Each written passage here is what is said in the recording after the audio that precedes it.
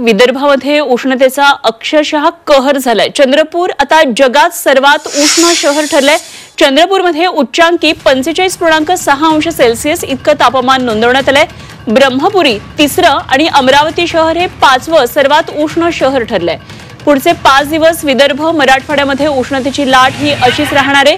राज्यात उष्णतेचा हा तडाखा पाहायला मिळतोय। विदर्भामध्ये सूर्य अक्षरशः कोपलाय की काय अशी परिस्थिती निर्माण झाली आहे। चंद्रपूरमध्ये 45.63 अंश सेल्सिअस म्हणजे जवळपास 46 अंशांपर्यंत हे तापमान गेले आणि जगातलं सर्वात उष्ण शहर चंद्रपूर ठरलंय।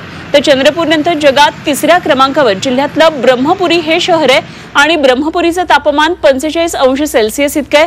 तर अमरावती 5व्या क्रमांकावर आहे आणि अमरावतीचं तापमान 44.6 अंशांवर पोहोचलंय। तापमानाच्या यादीत 44.1 अंशांवर अकोला जिल्हा हा 12व्या क्रमांकावर आहे।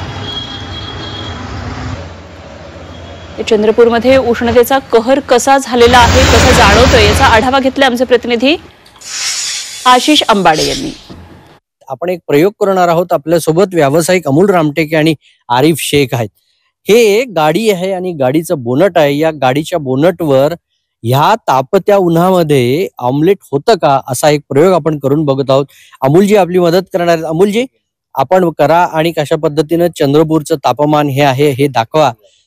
हे अंड अशा पद्धतीनं अमोलजी फोडत आहेत आणि तुमच्या समोर हे अंड आपण या बोनटवर टाकणार आहोत।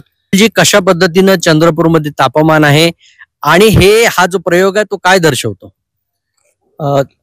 दरवर्षी आम्हाला ते म्हणजे ह्या एरिया एप्रिल मे मध्ये खूप कष्ट करावं लागतात, खूप काम करावं लागतात आणि त्या निमित्त बाहेर निघावंच लागतं।